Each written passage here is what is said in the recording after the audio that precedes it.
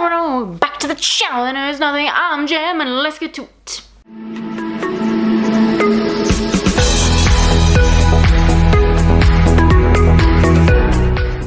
So today we're diving on into the Never Have I Ever book tag. So let's dive in, I guess. Never have I ever read a later book in a series rather than reading the first one, which yes, I have done that, but only once. And it was because it was the only book there, and I assumed that it was the first one because the back didn't really indicate that there was something prior to this story happening, but it was the Fire book chronicle, I think, and I was supposed to read the Emerald Atlas first, so whoopsie. Never have I ever burned a book. No, I have not. I do not plan to, no matter how bad it is. I just don't know.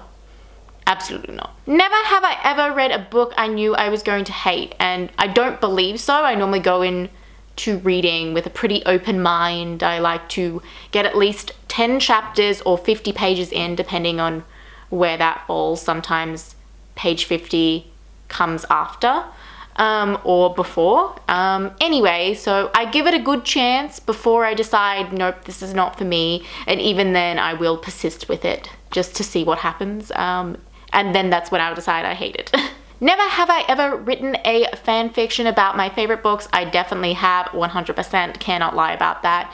I think it's very good practice if you're into writing and you don't want to do a whole lot of world building, that you just practice with dialogue and characters and character development. So I definitely did. I wrote a Harry Potter one, which was very weird. It was about Voldemort's daughter before, like, The Cursed Child had even come out yet.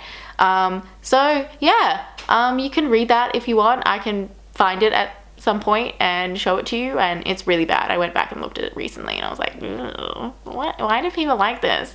Never have I ever loved a book when I was a kid and then as I grew older decided I didn't love it. Yeah, I definitely have. I used to really love Diary of a Wimpy Kid and Maze Runner, and now I really just do not like those books at all. Like Maze Runner, I remember being like so impressed by. I only read the first one, which I think is the best one out of the three of them. I've never been more confused listening to those books. And I'm like, oh, I suggested it to my younger cousin, and then I'm just like, I'm so sorry. Those were terrible. I will try and be a better book suggester from now on. Never have I ever dressed up as one of my favorite literary characters. I kind of have. I've definitely dressed up as Hermione countless times when I was growing up, but it was never really like, it never really looked like Hermione. It was just like generic witch. More recently, I did have a 21st where it was like all Hogwarts, Harry Potter, everything, and I was a generic Slytherin girl, so I guess that kind of counts. I have done all these things that the questions are asking me, and I don't like it. Never have I ever hated a book by one of my favorite authors. I definitely have. I do really love Becky Albertalli. I just like the way, like, it's so easy to read and it doesn't feel hard and it just doesn't feel like strenuous like some of the other books I've read. But when I read What If It's Us, I was like really disappointed, and it was like co-written with another author who I don't know if many people like because he's slightly problematic and never has a happy ending. And like, I get it, like life's not all about happy endings, but you know what? It's a book. It's fiction. Just let it be happy. It's so dumb.